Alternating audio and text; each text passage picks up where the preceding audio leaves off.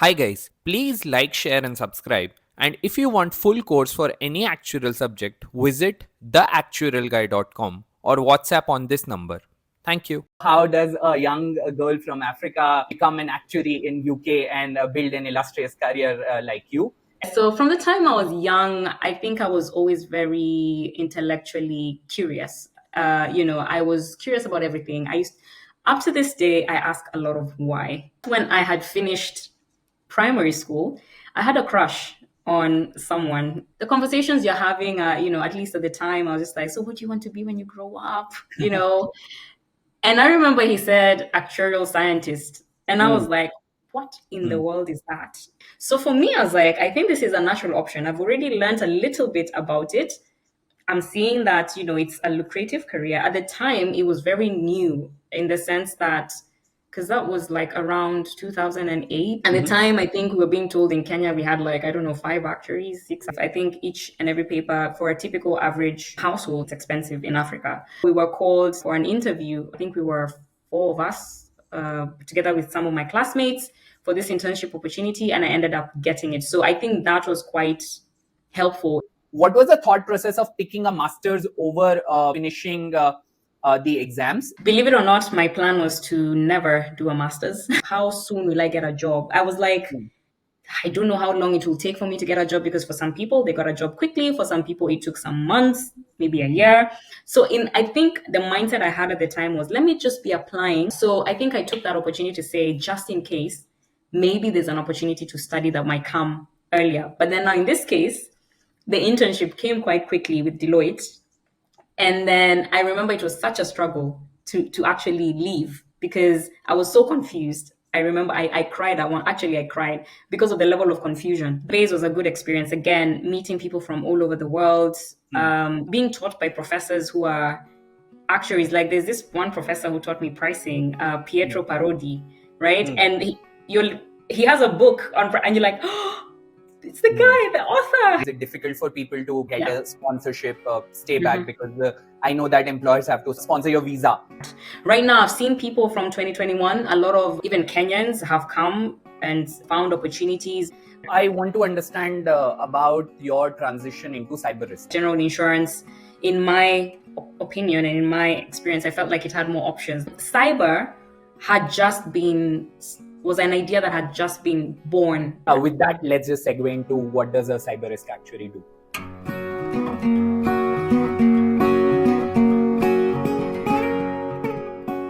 Hello and welcome, guys. Today we have a very special guest with us. We have Christine Waweru.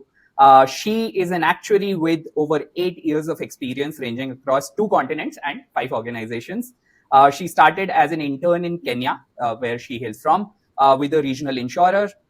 Then she moved on to Deloitte East Africa. After working for about 3 years there, she went for her master's degree in UK at Cass Business School, which is now called as Bayes Business School. And this is one of the best actuarial programs in UK. After her degree, she started as a senior actuarial associate at PwC, where she worked for another 3 years.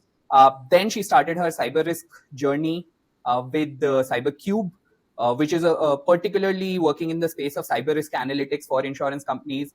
And she worked for about 2 years there, and then she had a brief cyber risk stint with Guy Carpenter, and then now she's back at CyberCube again. So a very interesting career, and very, very excited to talk to you today, Christine. How are you doing?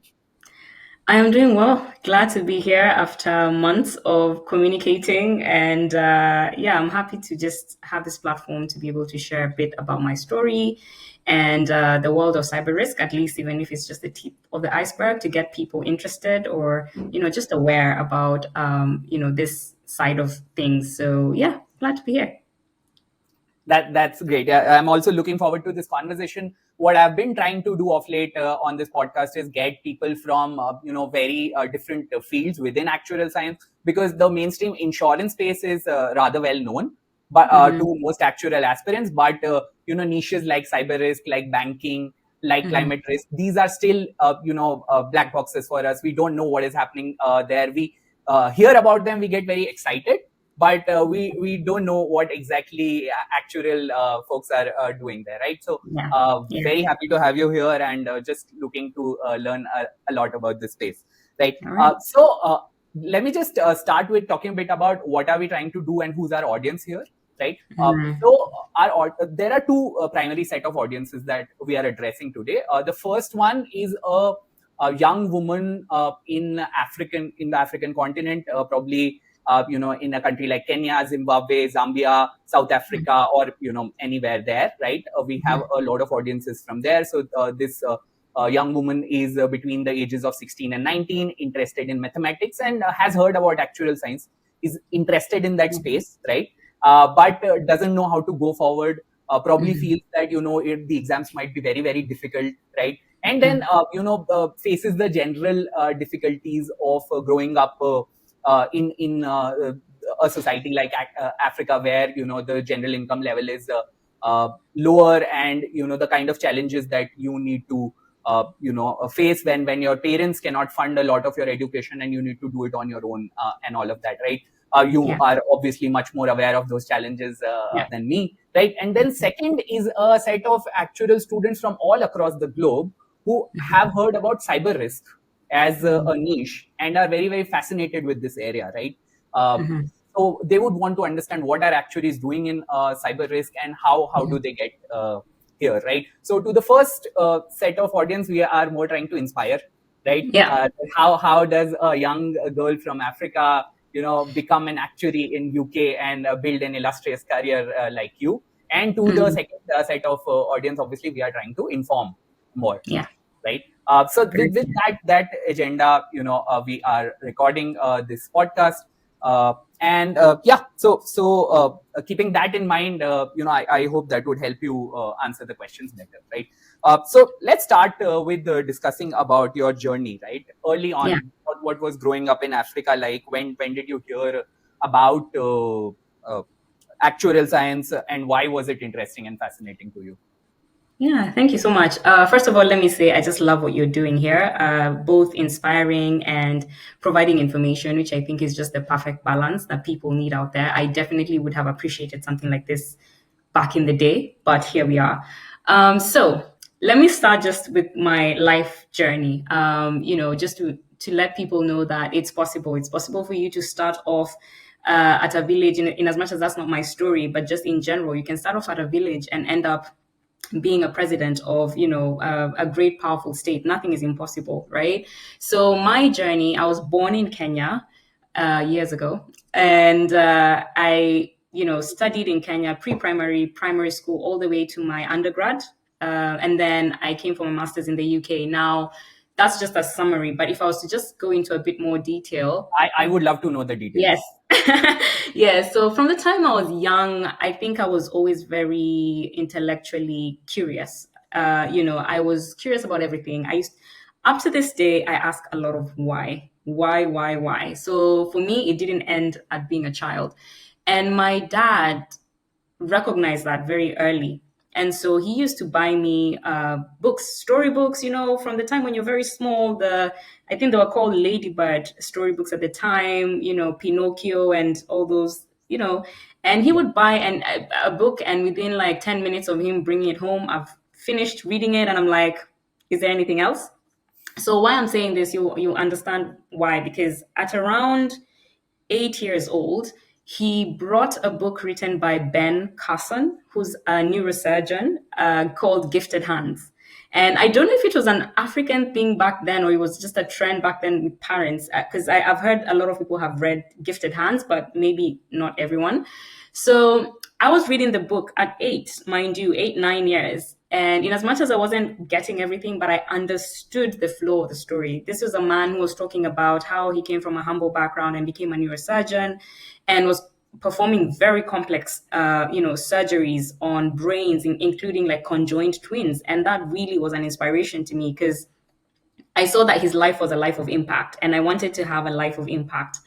So with my also something else I missed out to just say, from the time I was young, I always just liked challenging things. I don't know if it's because maybe I just wanted to see how much I could take in terms of my brain capacity or understanding. I was just always curious. So I told myself after reading the book, well, he's dealing with the brain. Is there someone dealing with the heart?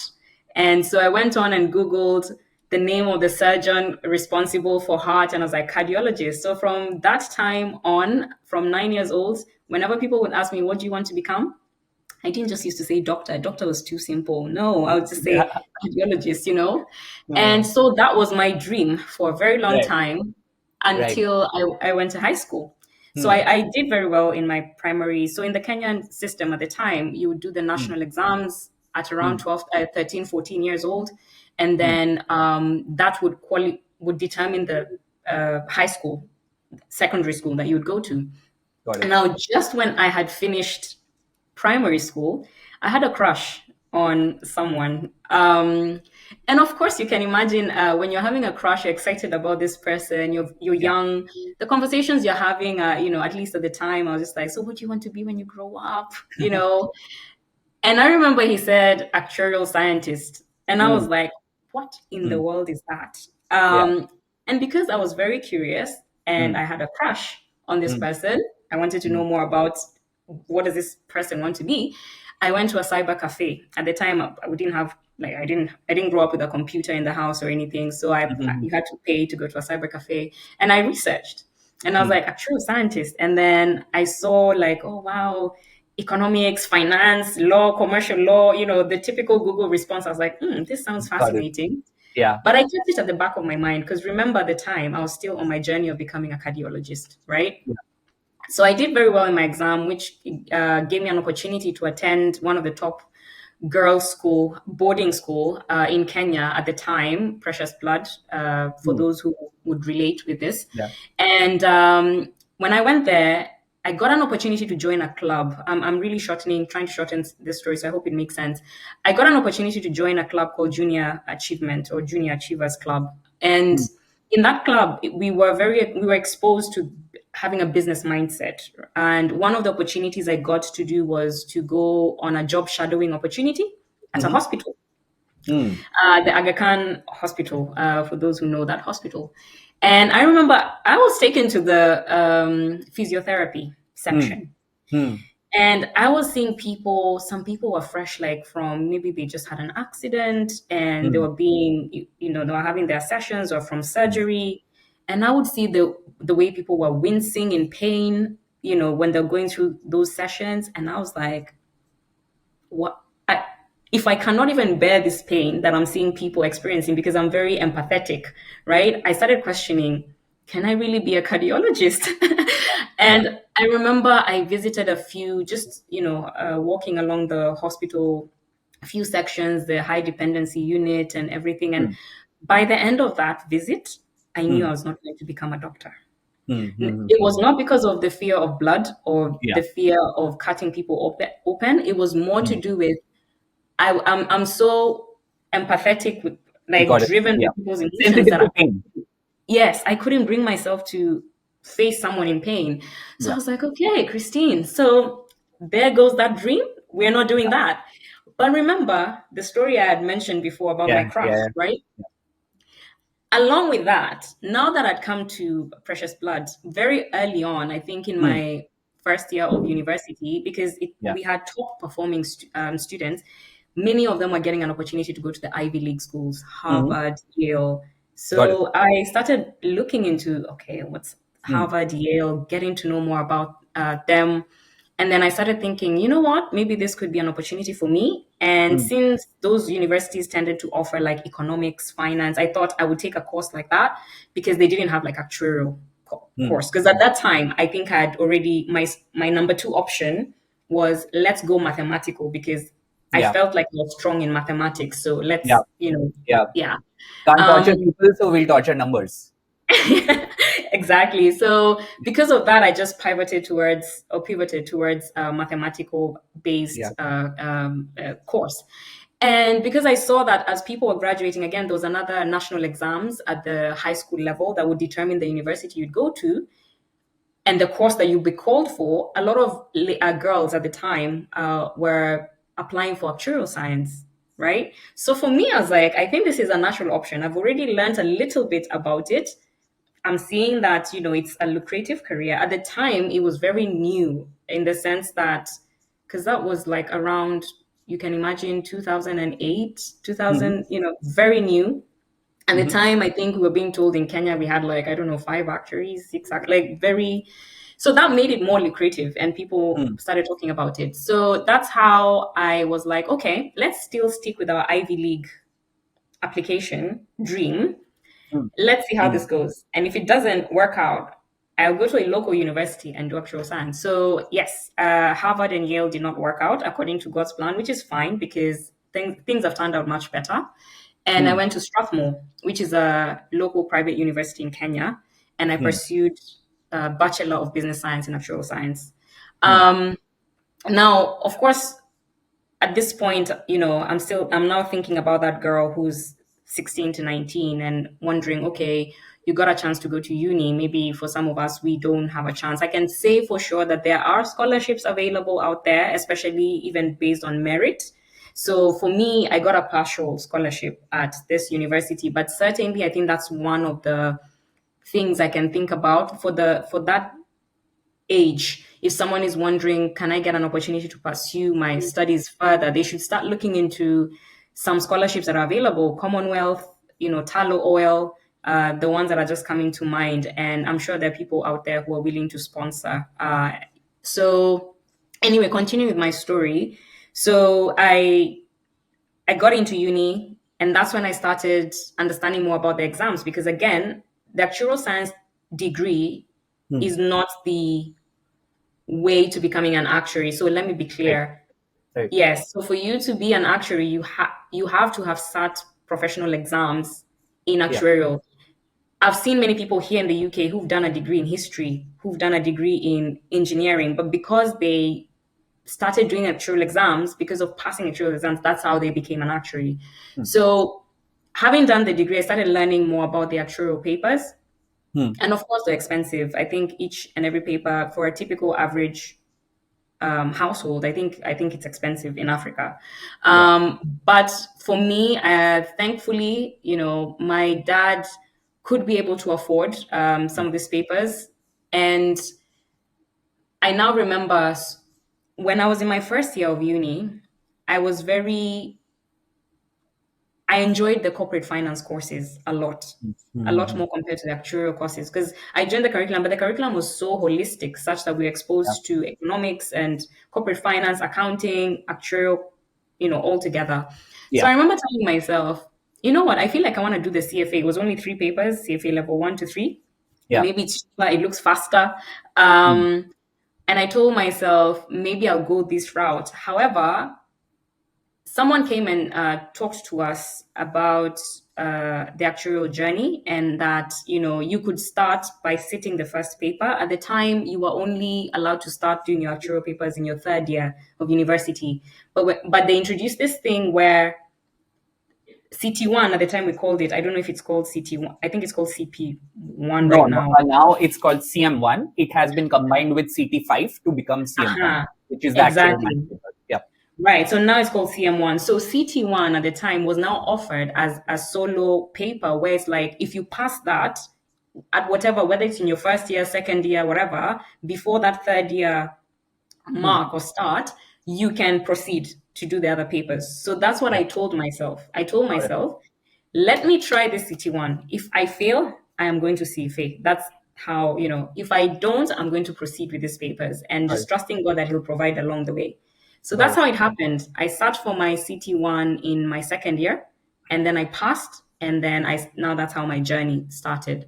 Yeah. Again, there are Mm. many scholarships that are available for people who are looking for financial aid. For instance, the Actuarial Academy of East Africa, of which I've been a mentor. This year I did a masterclass on cyber risk with them.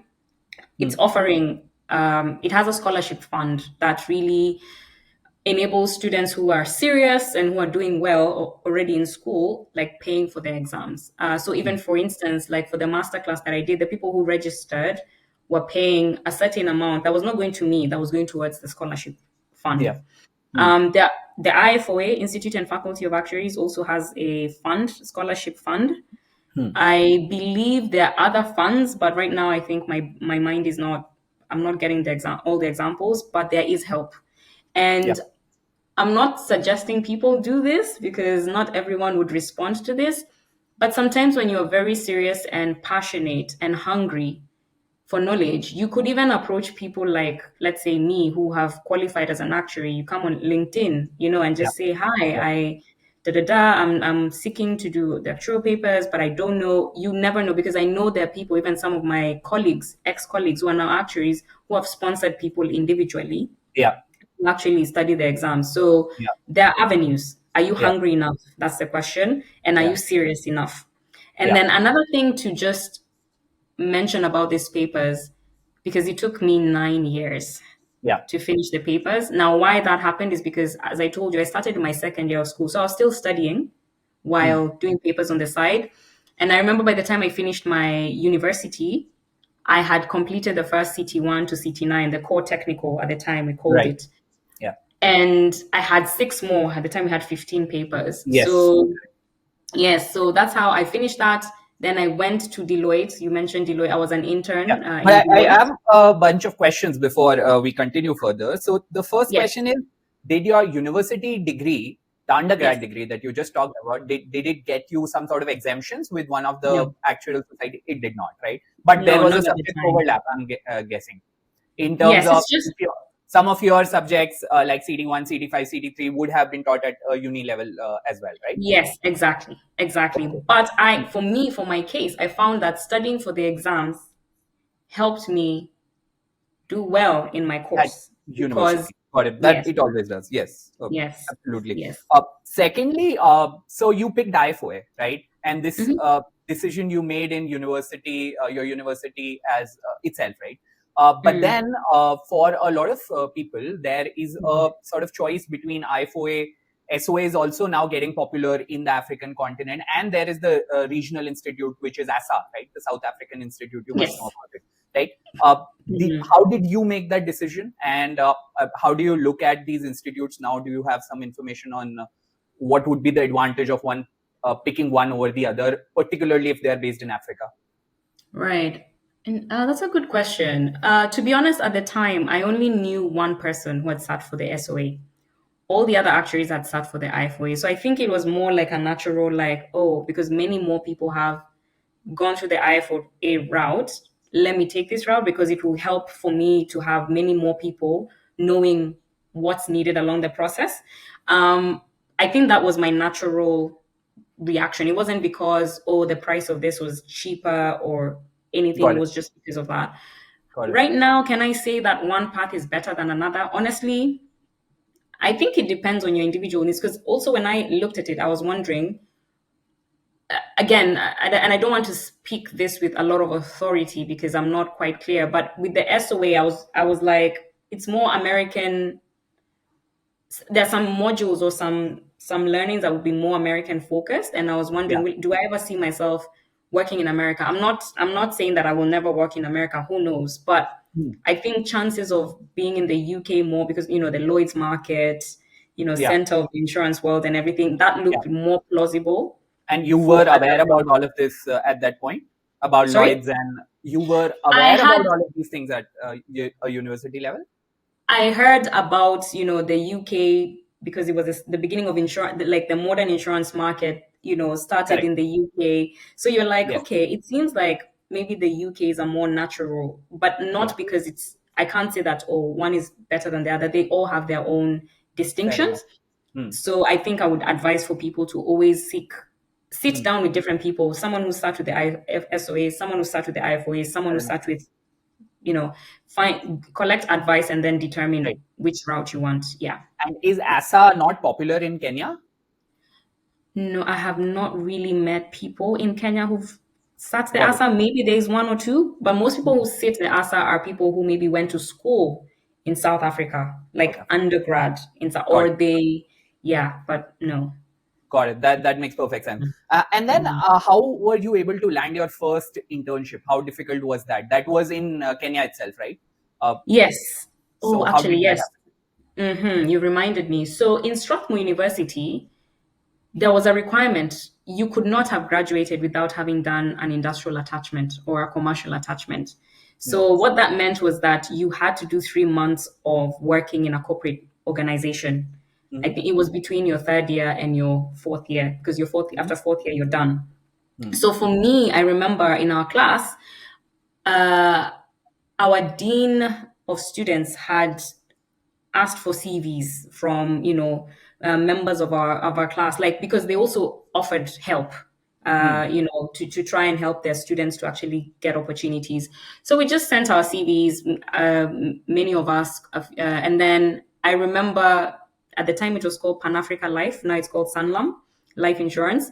I remember we were called for an interview. I think we were four of us, together with some of my classmates, for this internship opportunity, and I ended up getting it. So I think that was quite helpful in the sense that I remember there were other people who had parents who are in the corporate world and who could help them, connect them with opportunities. My parents were not from the corporate world at all.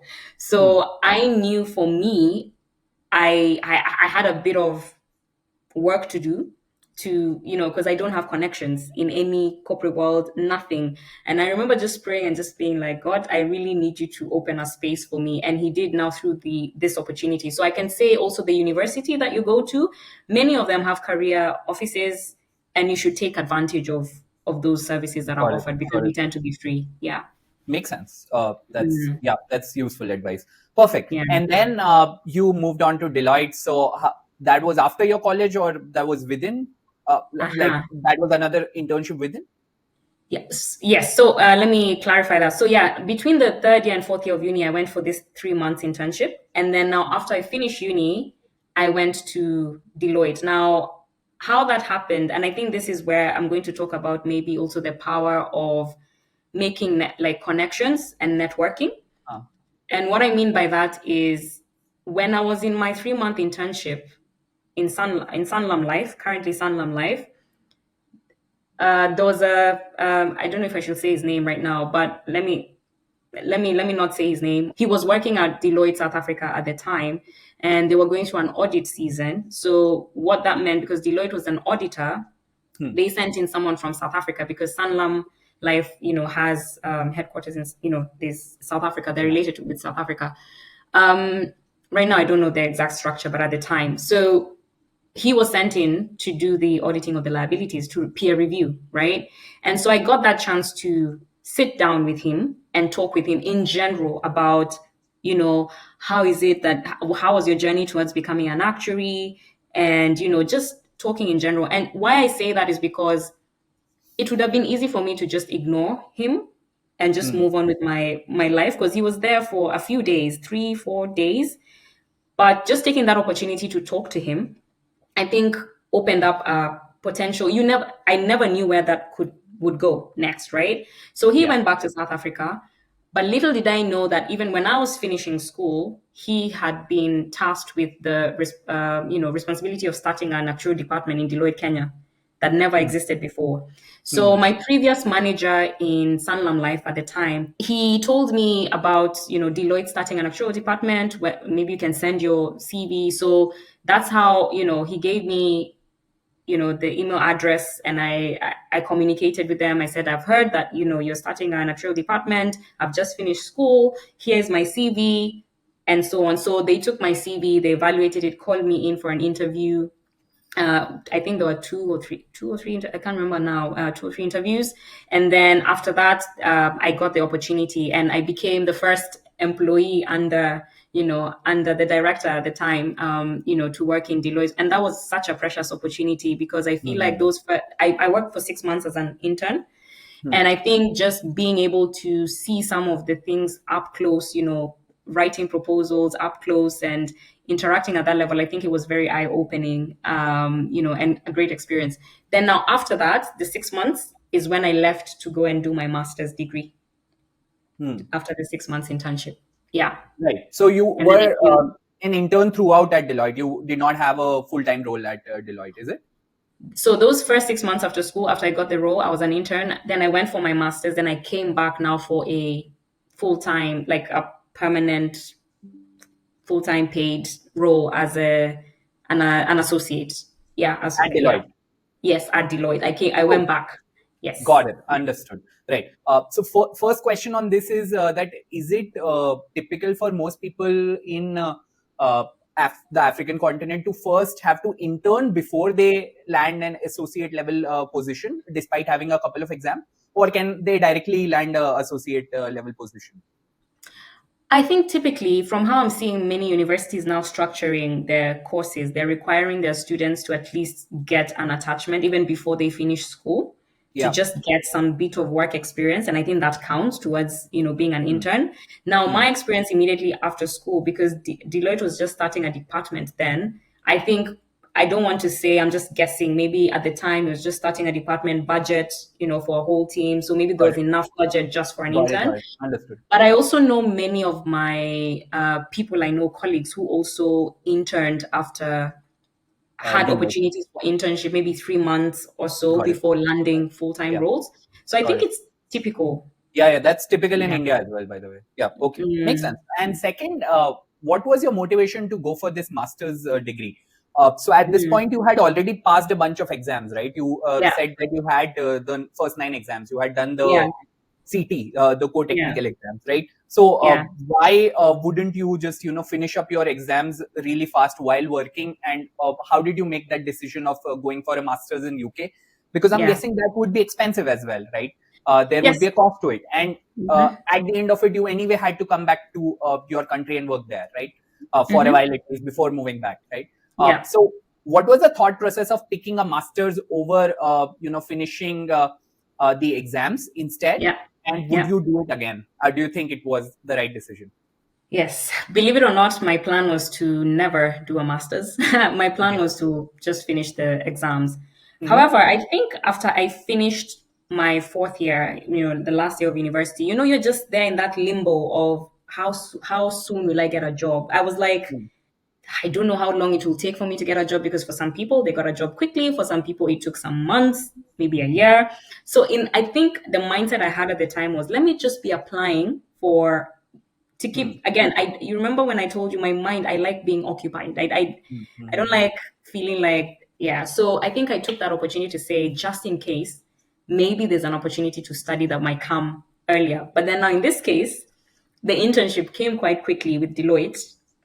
And then I remember it was such a struggle to actually leave, because I was so confused. I remember I cried at one. Actually, I cried because of the level of confusion that I had, because Deloitte looked like such an amazing consulting opportunity that was new in the market at the time. The other big fours had not yet. Maybe EY, Ernst & Young at the time, had started something, but it just seemed like a very unique opportunity. So I think that was a struggle.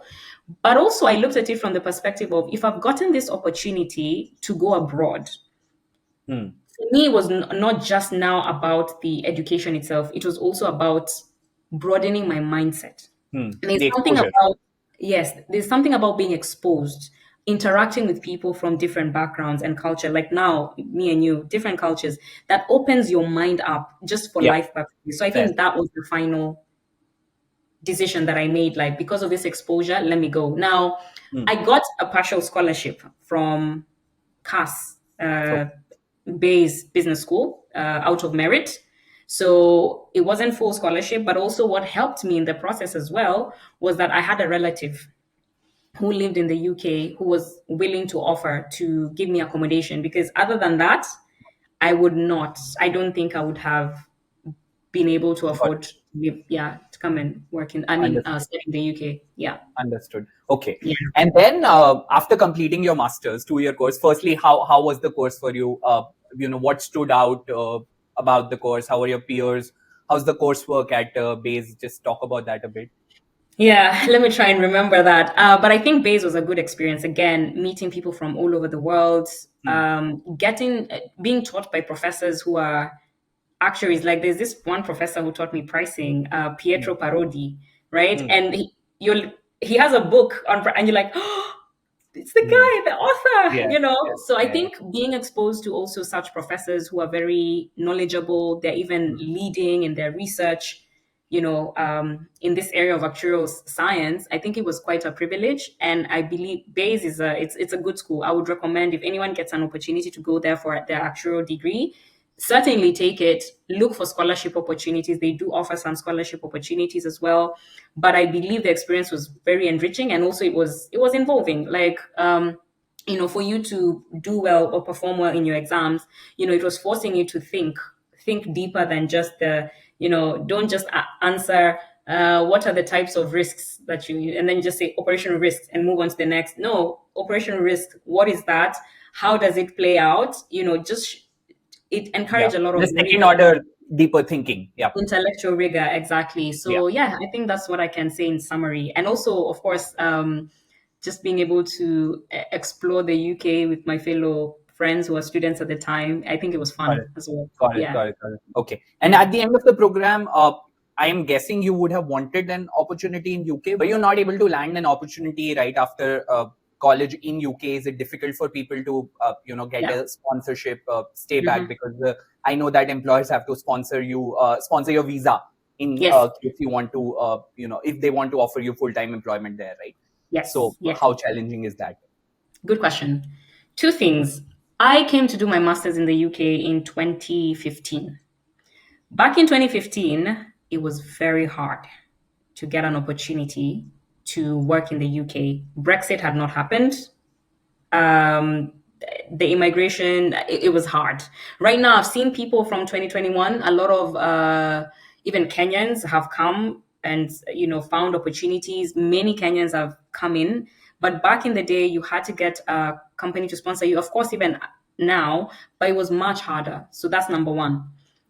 And I remember even in my class, only one person or two people got an opportunity to stay behind, and people were bright, people were intelligent, people were acing their interviews, but just because of work visa sponsorship issues, they couldn't get an opportunity, so we had to go back home. Now, number two, which is something I learned when I landed, I did not know. First of all, remember, by the time I was leaving the Kenya, I was telling people, I'm not staying in the UK, I'm coming back.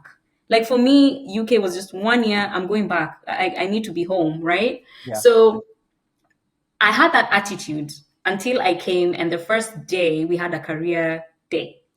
And so while now being in going through the different booths and being told about the different companies, I was like, okay, actually it's sounding like there's some good opportunities here. But one thing I did not know is that applying for a graduate job in the UK, I think it's still the same now. Maybe someone check and confirm for me. But to get in next year, I had like next year, September, I had to apply this year, September. Yeah. Yeah. I've I been told did that's true. Yeah. I did not know that. So you can imagine I just came end of August, beginning September, and then I'm being told by the time I find this out, it's like October. I'm being told you're already late. You're like, "Ah, what do you mean for next year?" So Yeah. I remember I still tried. Like, I was like, you know what? Let's test ourselves, because I think that was another thing as well that I wanted to see. I wanted to see, how do I compare with the rest of the population. So it wasn't a lot about getting the job. It was about comparing myself to see, Hmm. am I competitive? Am I? Yes. So I applied to Deloitte in Hmm. the UK graduate scheme, Hmm. KPMG, and EY. Hmm. I remember for EY, I was a bit late. So I did I think the first interviews were always like some sort of assessment, like, Hmm. just to assess your, what did they used to call those General tests? aptitude test. There's aptitude, yes, and just to see your, I don't want to say character, but the way you think, the way you process. Psychometric. Yes, thank you. I Yeah. was forgetting that word, Yeah. psychometric tests. So I remember they had psychometric. I think all of them had like 6 or 7 stages of interviews, because they had to really, out of how many thousands, they had to really, through those many stages, Yeah. filter and come down to their 100 or 50, Yeah. that they were looking for. So psychometric test, I did all that. I did the manager interview. So with EY, I think I even delayed, in the sense that they even came back to me and said, hey, the London role is closed. Can you consider Bristol?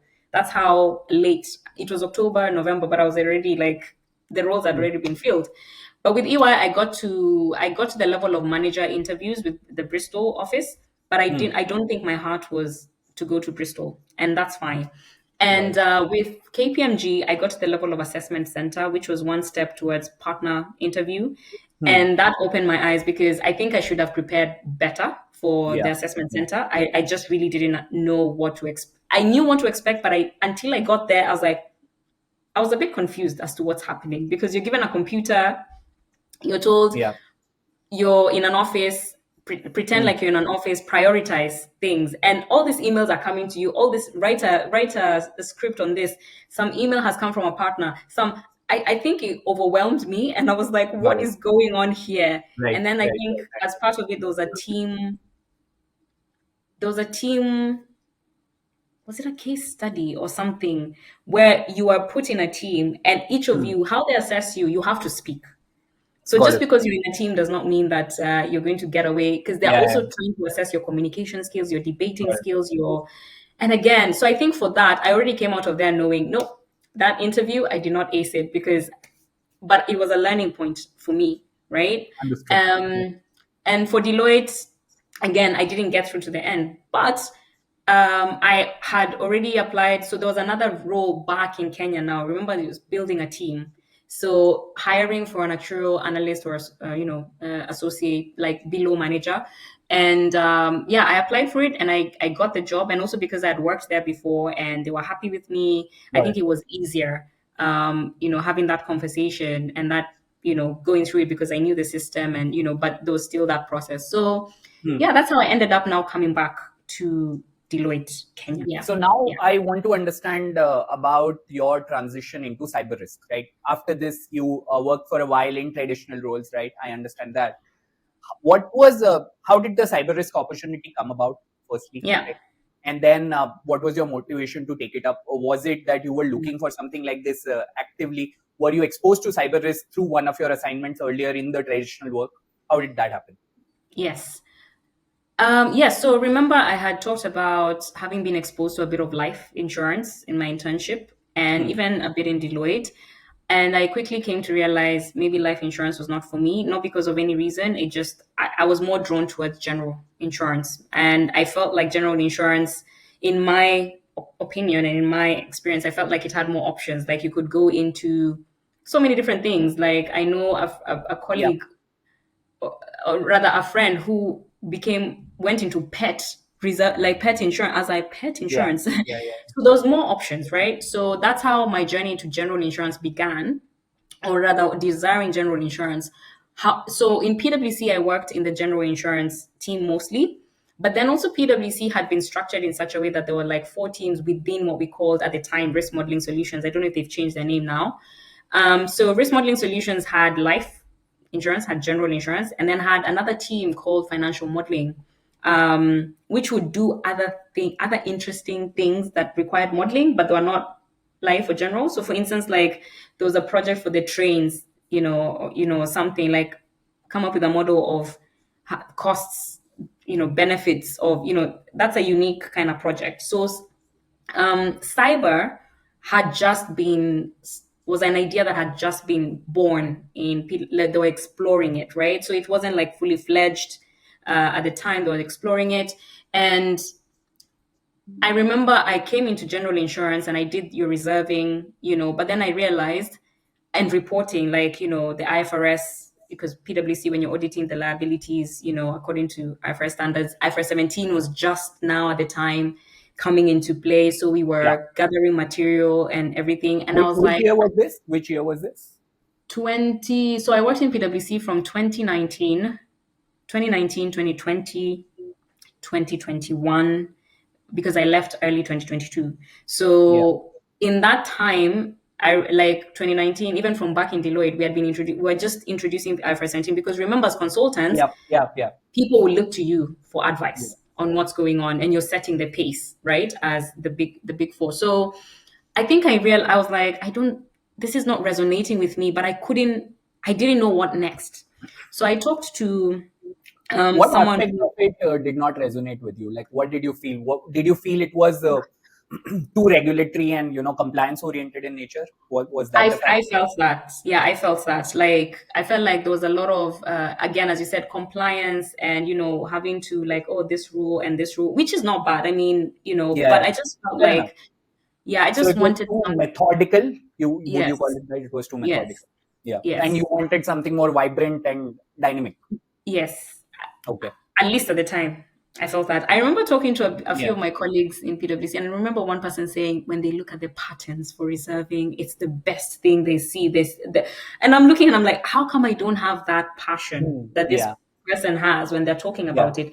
There was someone who had passion for IFRS 17, like, and I was like, I don't have this passion. Like, I'm working, Yeah. yes, but so I think that's how I started exploring. Are there other, and also maybe there's something I didn't mention. From the time I began working, even my boss at the time when I began had said, I'm a bit different in the sense that my mind is like more strategic, Yeah. focused. It's not like very tech, like comparing me with another analyst at the time. We were very different. The other analyst was like, they could sit and code and enjoy. And for me, I was just more of, can I just see how in real life, what we're doing, how is it impacting Yeah.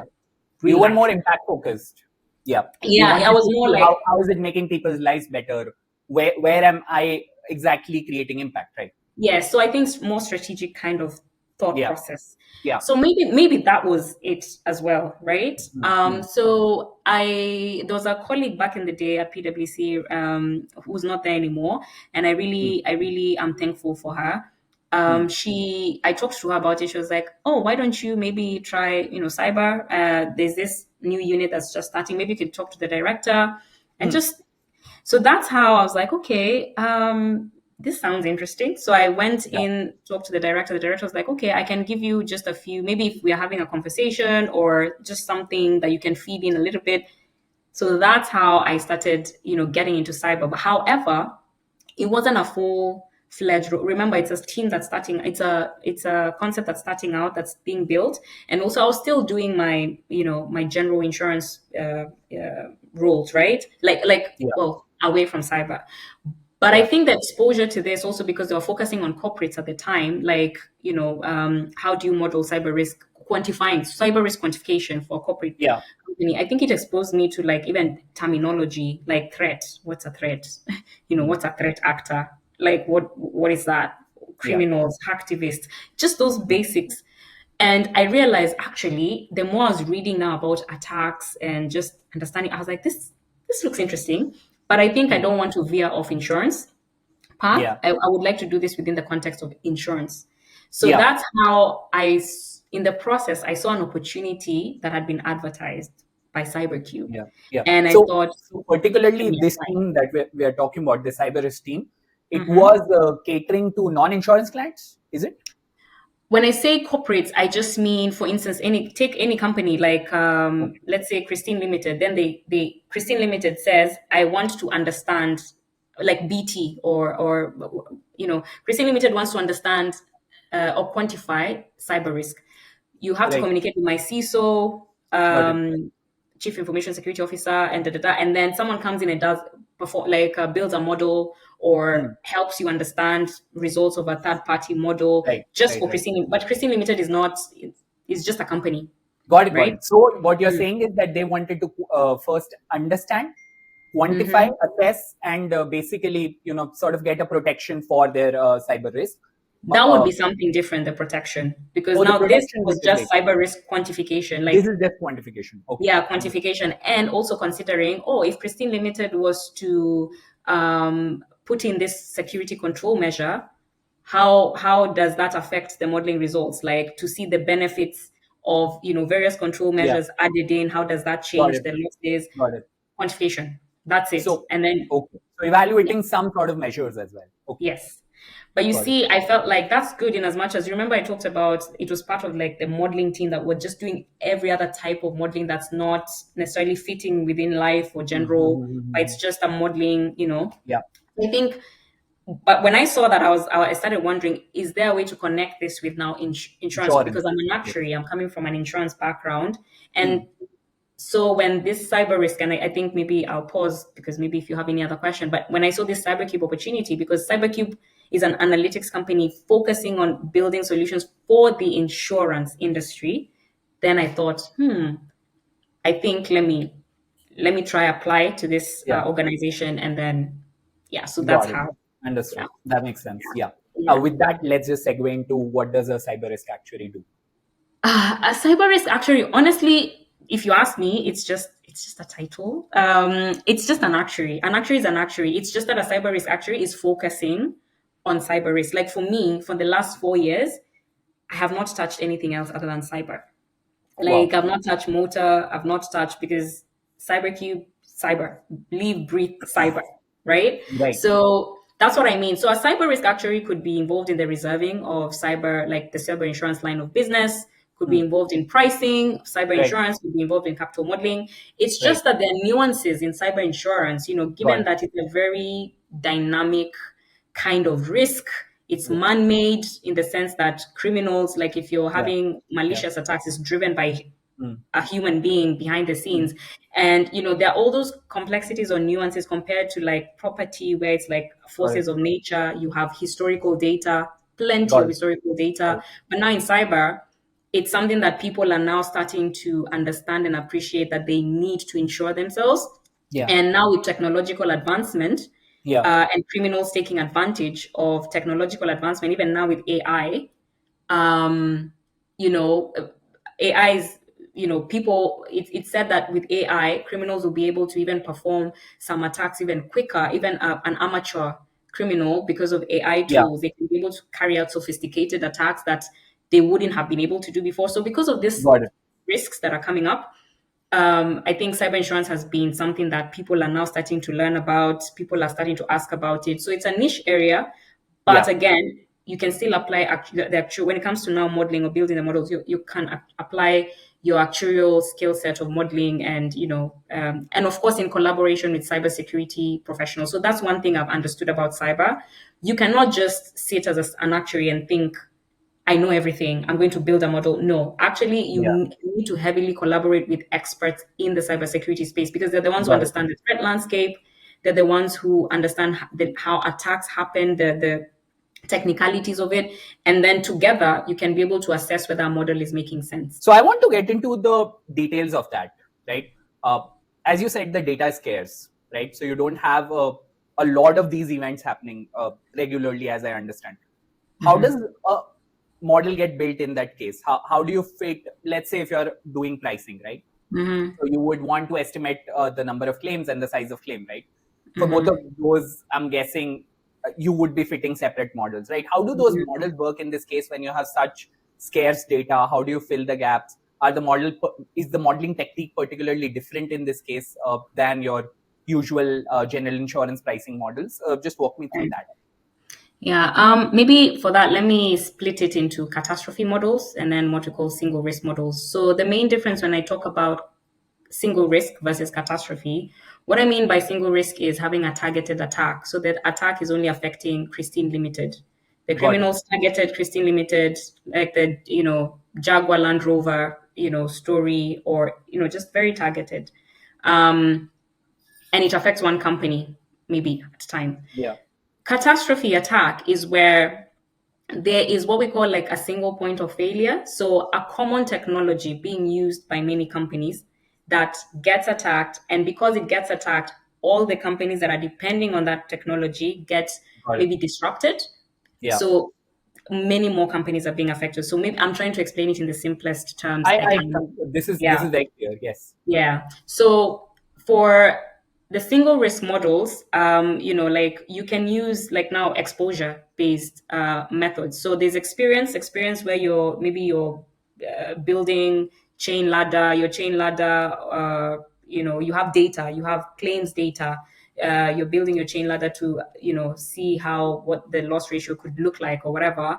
And certainly there is data depending on the insurance company. I think at that level of single risk, the more frequent claims, they tend to be smaller, they tend to be more Got it. frequent at that level. Got There it. can be a bit of data that you can try to build maybe a triangle or use to inform on your parameters for your distribution, whether it's log normal, severity, Poisson distribution, frequency. Maybe just Yeah. differs from insurance to insurance depending on the claims that they receive. Got it. But it's not that there's no data at all. There can be Yeah, some yeah. data. It's just that the extent of the data might not be as much as in property space that Yes. has existed for, yeah. And maybe if you were to build a triangle, let's say, it will have some gaps. Maybe you'll just have like, 2021, you know, but there is data. However, you can supplement that experience with exposure. So this is where credibility weighting, you Yeah. could do some sort of credibility weighting and put some Got it. weight towards experience and put some weight towards and by exposure we mean you use exposure metrics like revenue, because you Yeah. understand that larger companies which Yeah. are larger, they're more exposed, but then again at the same time larger companies tend to be more secure because they have the resources to invest in their IT security, right? Yeah. Location. There are certain geographies like the US where cyber insurance is the biggest like cyber insurance market. Got it. Again, there's, so, but there are those exposure metrics that can still enable you to, use maybe as you're using like a log, some sort of GLM technique Got it. to Got it. apply and do that. So I think that's what I can say with that. Now, for the catastrophe model, I can say it can follow a framework like the natural catastrophe framework, where you have your frequency module to estimate how many events in a year, cat events in a year can happen. You can use a Poisson, model for that, or negative binomial model for that. But again, a cat model has like more separated modules in a sense. So you'll have your frequency module, and then now in the cat world, because you want to understand once the event has happened, how many companies are affected? Because for sure, many companies will be affected, but the question is how many? So you Yeah. need to estimate that through something you call footprint. Yeah. So that's the footprint of the, Got it. and then you have your severity. Your severity, you can still use your log normal distribution to Got it. estimate Got it. parameters.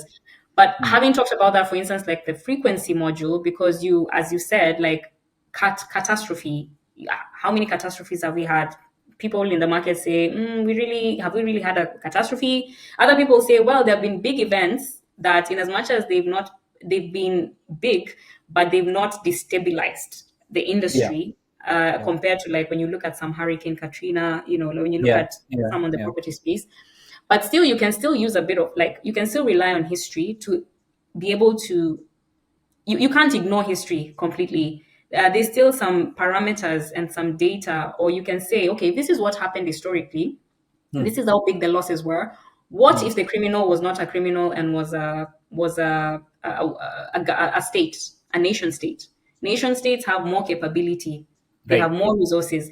Yeah. You could tweak some of those parameters and Yeah. try and see, estimate how big would those losses have been, right? And then we also rely on a lot of expert intelligence Yeah. in this Yeah. space. So you give a lot of weighting towards that as well. Yeah. And then for us, I think in CyberKey, we use also a model called kill chain model to evaluate, to also estimate frequency, which is like a model borrowed from the military on how to attack an opponent, and basically just taking that and applying it to the cyber world. There's a cyber kill chain that can be utilized. So that is where like the cybersecurity experts would come in and look at the various steps in the kill chain. So Yeah. when the criminal has started the process, all the way to finally releasing the payload, or what you Yeah. call carrying out the attack, Yeah. there are certain probabilities across each and every step that can be assigned. Yeah. So Interesting. they're very interesting ways, and I think these are I came to learn because I never did. I was never exposed to catastrophe modeling before CyberCube. I was, Yeah. but this is where I've focused a lot on in the cyber world in CyberCube, Mhm. and I think it's just been interesting. But yes, it's Yeah. possible to use Yeah. certain methods. What you're describing when you described your single risk models, they sound very much like your traditional actuarial work, and what you described as cat risk modeling here is your Yeah. traditional cat risk modeling with obviously nuances from the business, right? Exactly. Most of the work still seems the traditional actuarial work with similar mathematics and a huge amount of judgment. which is what actuaries are known for, right? That we exercise judgment at that level. We are not just analysts, but we are people who are informed about the business as well, Yes. right? Yes. So very interesting, and I can totally see like the parallel between what we do in traditional industries and here, right? I want to understand how big is this space, how fast is it growing, who are the employers who are employing cyber risk actuaries in particular, right? Are they employed by your regular insurance companies which are writing cyber products? Are very big tech companies also looking at cyber risk that way, that they uh, sort of have in-house cyber risk actuaries who decide what to do about their internal risks and what to take insurance for, things like that. Maybe something like enterprise risk management from a Yeah. cyber risk point of view. So are things Yeah. like that happening? How fast is this space growing, and what are the Yeah. opportunities going forward? Yeah. Let me start with the how fast. I think cyber insurance for the last few years, like between, if you look at like 2016, 17 to 2022, or, there's like double digit, very high KGA, like compound annual growth rate, if you were to use Yeah, that metric. Very high growth. And, around 17, those are the years when there were big ransomware attacks, the NotPetya, yeah, yeah, petty attacks. And I think 2018, 2017 to 2019. So, and this made people freak out and be like, oh my goodness, we need to. So there was a spike in the premium rates because, it was just such a great time in the cyber insurance market. So there was a hardening of the market. People were becoming now more aware of the need of insurance. Right now, I won't say that the market has stopped growing. It's still growing, but not at that, like, at least right now, yeah, it's a soft market right now. Premiums are lower. There's more competition, yeah. but then they still grow single digits KGA growth rates Is in the it a lot cyberspace. more competitive now?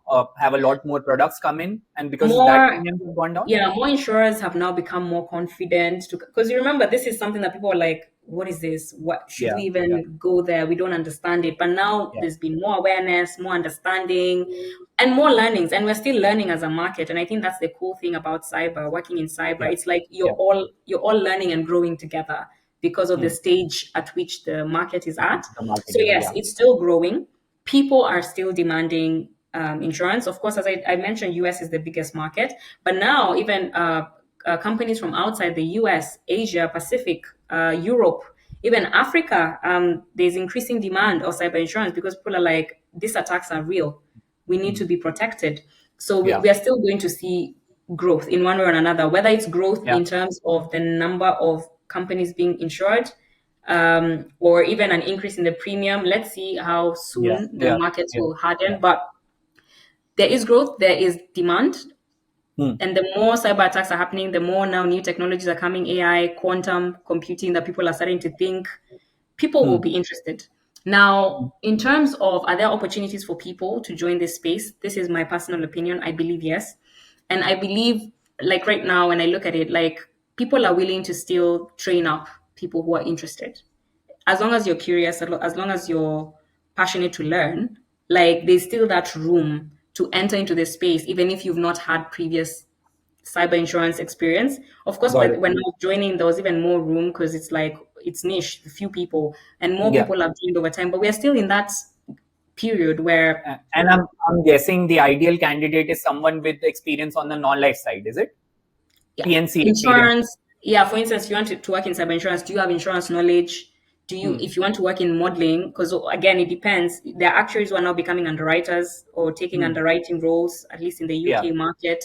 There are Oh, actuaries who are now going into like modeling, like analytics. You could yeah. have an insurance background, analytics maybe in another business line. The only Yeah. thing you just need to grow Yeah. in knowledge is cyber, how cyber works. And I think Got there's it. still opportunity for those Got people it.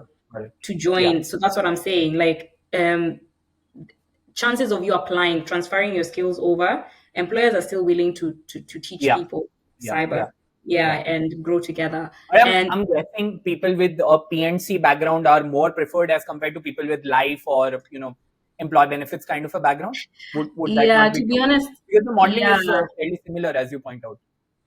I would say that because, but again, I've not met someone personally who has made the transition from life to cyber risk. You get? So because Makes I've sense. not really met them, I can't Yeah, really say it based on stats, but it makes yeah, sense that general insurance actuaries can move into yeah, yeah, yeah. cyber. Yeah. And then, sorry, you had asked a question about who is employing, who are the Employers, yeah. employers. Um, Certainly, insurance companies, the Beasley, Chubbs, they have big cyber insurance books. They are certainly, and there are other insurers. I'm not just saying those two. Insurers that are offering cyber insurance are giving there's opportunity there. Reinsurance brokers, like my short stint at Guy Carpenter, Gallagher, Aon, as long as they're dealing with cyber broking, there's an opportunity for you to take part in the analytics team or the cyber teams that they have there. Model vendors like now CyberCube, and there are other model vendors as well. There's opportunity there for you to plug in. Of course, it depends on their needs at the time if their roles are full, but there is Yeah, opportunity. yeah, And underwriters, as I said, you can still go in and decide to work in an underwriting capacity. Of course, that will mean I don't know if you might have to meet some other underwriting uh, requirements or learn some other things in underwriting, but I'm seeing actuaries moving towards underwriting as well. got it.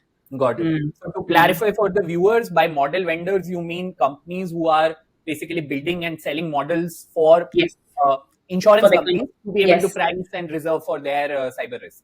yes. Like now, CyberCube is a model vendor. We are third Got it. party model vendor. It's not an internal model Got it. built by they come to third Okay. party Yeah. providers. Yeah.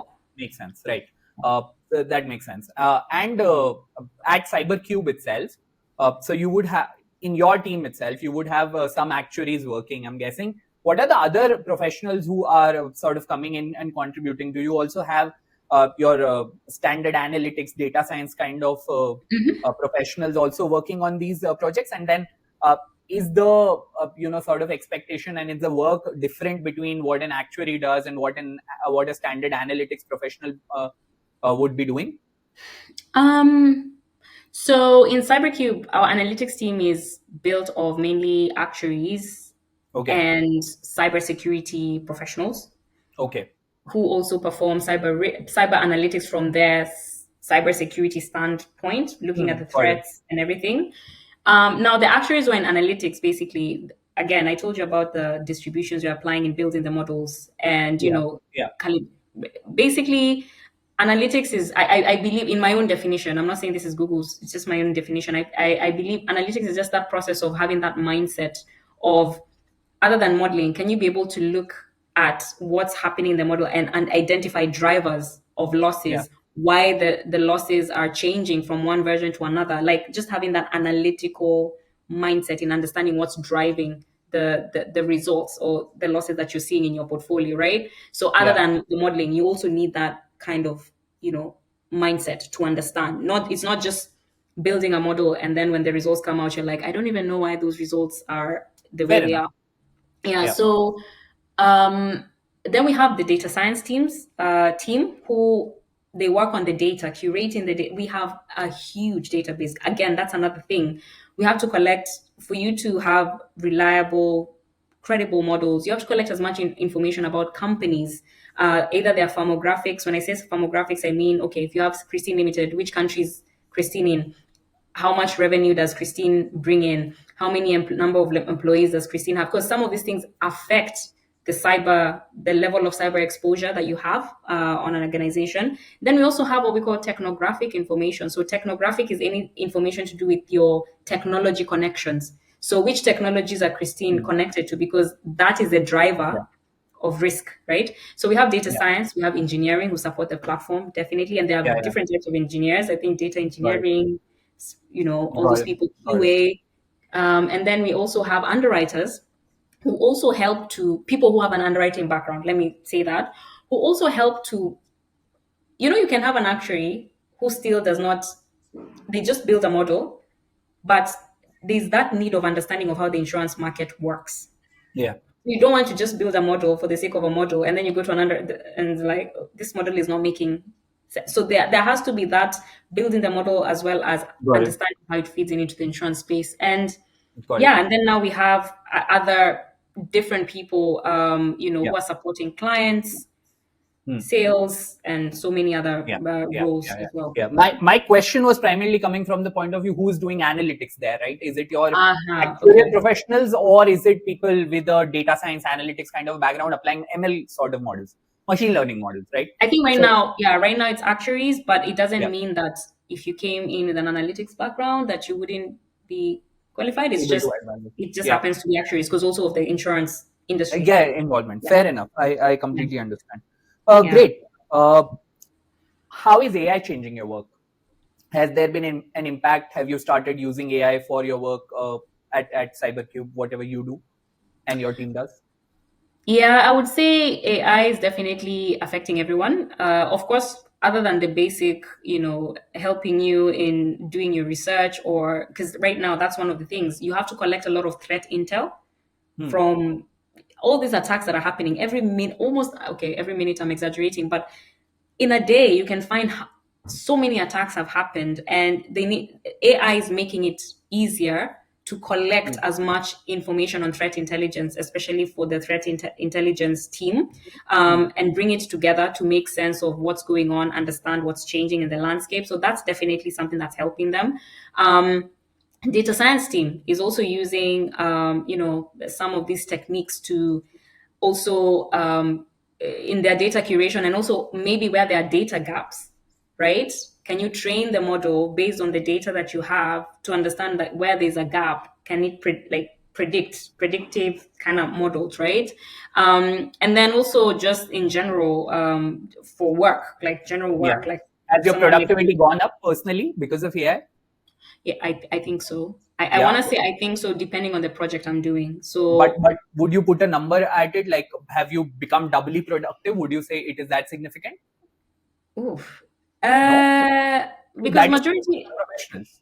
They are saying they've become doubly productive. interesting. I think for sure my team, when you Your look team. at the time to building a model, right?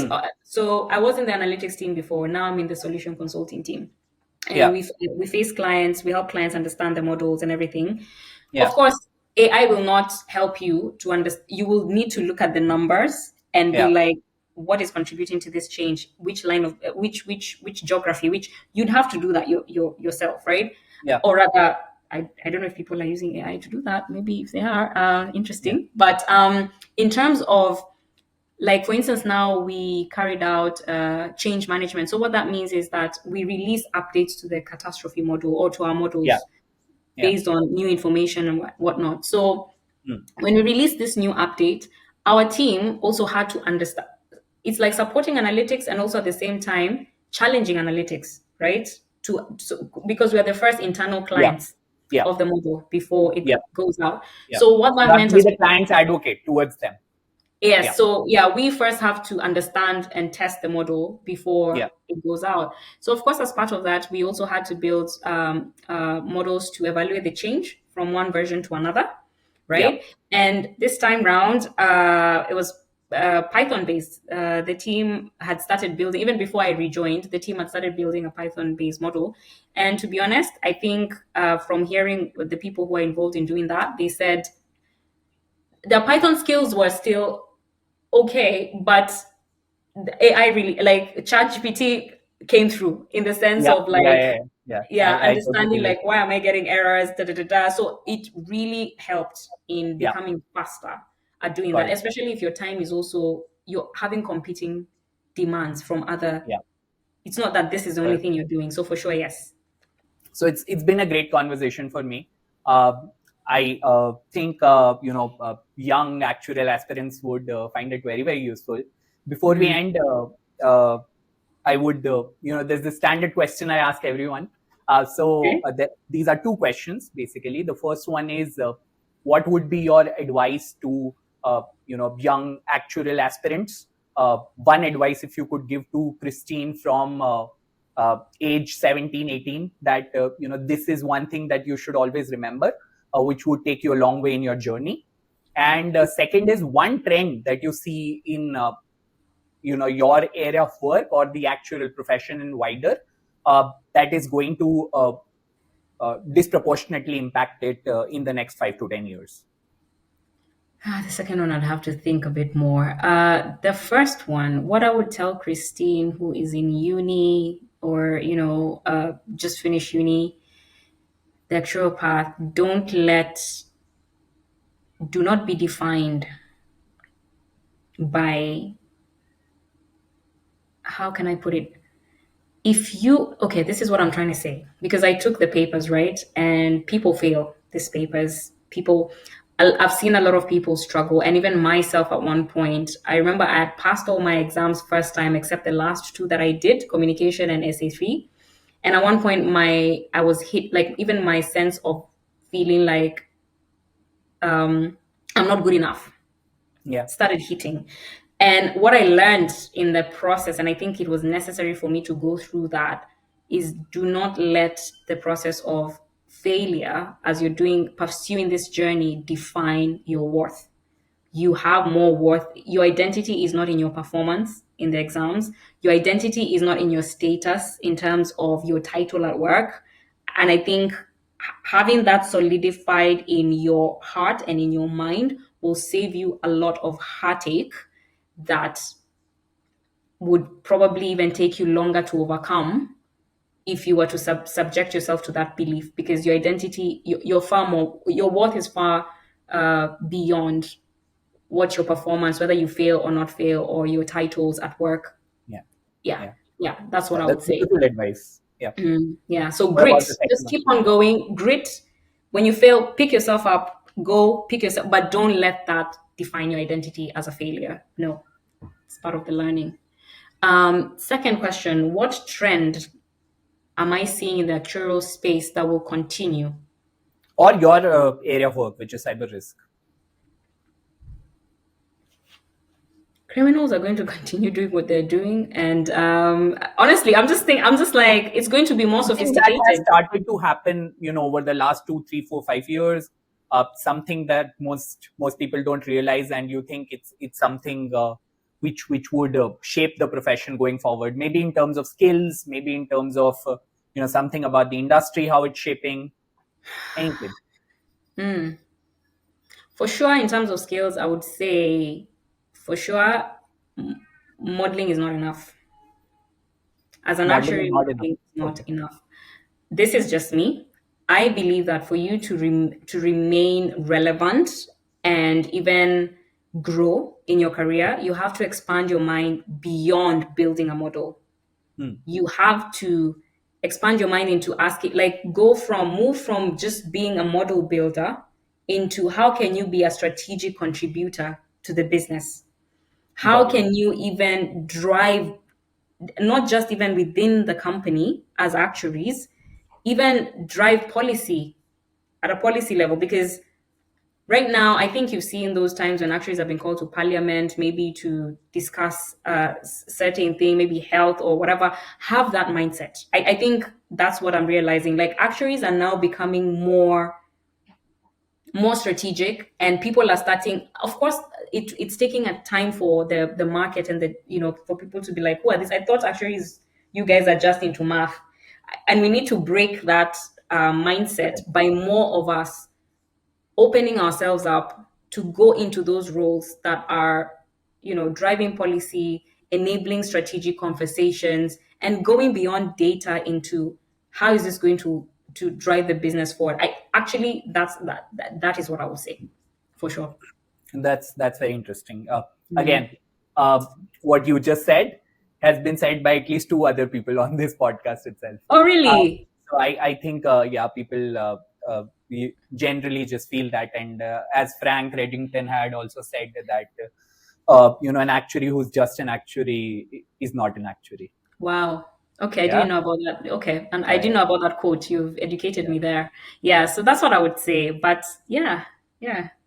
Yeah, that's great. Amazing. Lovely talking to you, Christine. Mhm. And yeah, I hope you had a good time. I hope you enjoyed this. I Um, did. You made me think deeper about some things that I hadn't gone. I hadn't thought about for a very, very long time. So this was really enjoyable. Again, thank you so much from it. And everyone who comes across this video, just, be you, be genuine. Do what your heart is telling you to do. Don't be afraid of people. Just be in your lane, stick in your lane, do what you do best, seek help where you need help, connect with people, build relationships.